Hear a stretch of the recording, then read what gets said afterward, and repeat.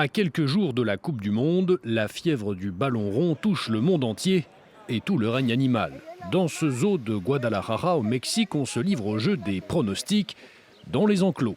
Gorilles, girafes, pumas et même perroquets ont livré leurs prédictions. Les premiers animaux qui ont participé à cette activité sont les femelles éléphants. Elles devaient choisir entre le Mexique et l'Afrique du Sud et elles ont prédit que le Mexique l'emporterait.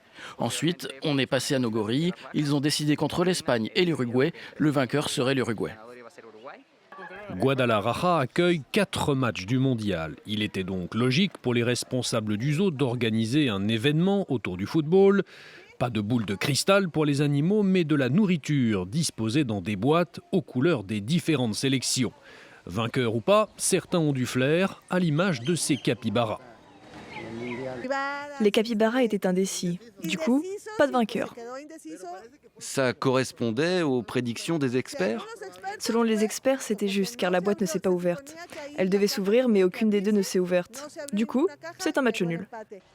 Ces pronostics animaliers, ce n'est pas une nouveauté. Le premier oracle du mondial, c'était lui, Paul Le Poulpe. Ce céphalopode d'un aquarium allemand avait pronostiqué correctement 8 matchs de la Coupe du Monde 2010, dont le vainqueur final, l'Espagne. En tout cas, que les supporters mexicains se rassurent, les pensionnaires du zoo ont vu la sélection mexicaine l'emporter dans au moins 2 de ces 3 matchs de poule.